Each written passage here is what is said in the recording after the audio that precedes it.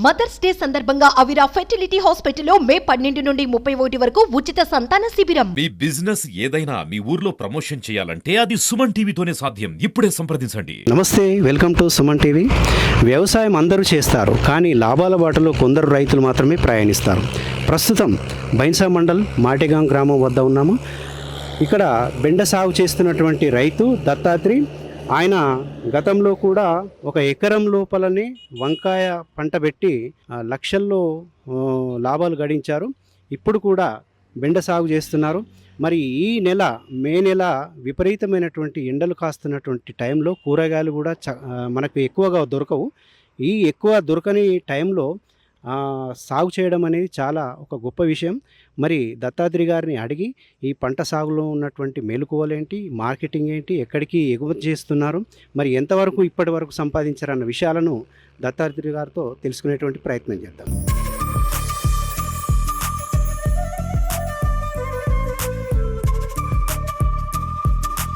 అన్న చెప్పండి, ఇప్పుడు మీరు గతంలో ఏ పంటలు, కూరగాయల పంటలు సాగు చేశారు?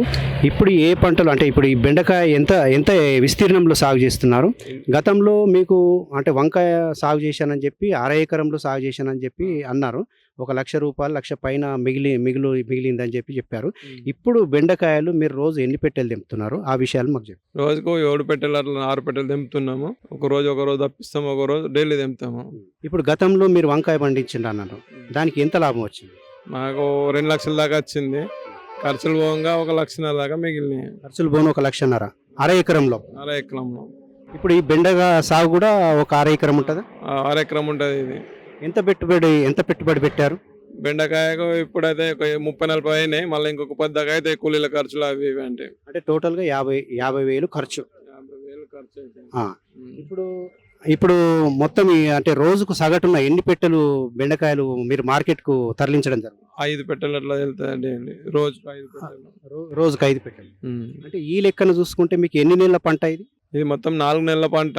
పెట్టిన 45 రోజులకు దిగుబడి చాలా అవుతుంది అన్నట్టు. ఎల్లుడిగా 4 నెలల వరకు ఖాతా కాస్తూనే ఉంటుంది.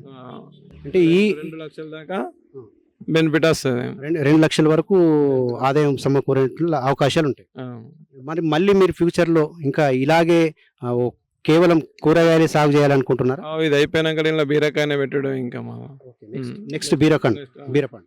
ఇంతకు ముందు ఇంట్లో వంకాయ ఉండే, ఈ బెండకాయ పెట్టినాము. ఇప్పుడు బెండకాయ అయిపోవడికే మళ్ళీ బీరకాయ నెక్స్ట్. ఇప్పుడు అంటే కేవలము అంటే ఏవైనా పెస్టిసైడ్స్ మందులు ఉపయోగిస్తున్నారా, లేదంటే అడుగు మందు వాడినాం, మీది మంది ఏం చేయలేము. అంటే దాదాపు సేంద్రియ పద్ధతిలోనే మీరు సాగు చేస్తున్నారు? అవును. ఇక్కడ ఏ మార్కెట్లకు మీరు తరలిస్తారు? బైన్సా మార్కెట్, నిర్మల్ బైన్సా 2 మార్కెట్లకు తరలిస్తారు. మాలెక్కి వెళ్తే నిర్మల్ వెళ్తాం. బైన్సా చిన్న మార్కెట్ కదా, పెద్ద మార్కెట్ అంటే ఇక బైన్సా. ఇక్కడికి వచ్చి కూరగాయలు కొనుక్కోవడం జరుగుతుంది ఎవరైనా? వీడికి ఎవరు రాళ్ళు తీసుకువెళ్ళడే మార్కెట్కు. మీరు ట్రాన్స్పోర్ట్ ఎట్లా చేస్తారు? ఆటో తీసుకొని వెళ్తాం మేము. మీ ఓన్ ఉందా, సొంతం? అయితే ఇప్పుడు మీకు కూరగాయలు సాగు చేయాలన్న ఆలోచన ఎట్లా వచ్చింది? మేము అప్పటి నుంచి చేస్తాం. 5-6 సంవత్సరాల నుండి చేస్తూనే ఉంటాం. ఇంతకుముందు బంతిపూలు పెడుతుంటే, నాందేడ్కి వెళ్ళి బంతిపూ రోపు తెచ్చి పెడుతుంటే అవి 200, 150. ఇప్పుడు ఈ మధ్యలో ఏమైందంటే ₹30 కిలో ముట్లు అవి పెడతలేము. బంతిపూల సాగు కూడా చేశారు. అది లాభసాటిగా లేకపోవడంతో మీరు కూరగాయల వైపు అది వదిలేసి ఇంట్లోకి దిగినాము.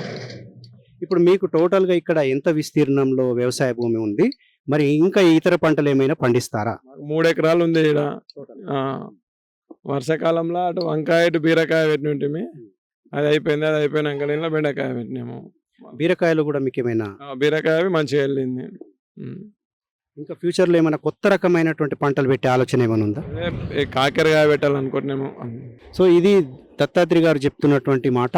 తను లాభాల్లో పయనిస్తూ తోటి రైతులకు ఆదర్శంగా నిలుస్తూ ఈ పంటలన్నీ కూడా పూర్తిగా కొన్ని మందుల మినహా దాదాపు పూర్తిగా సేంద్రియ పద్ధతిలోనే పండించడానికి మొగ్గు చూపుతున్నారు.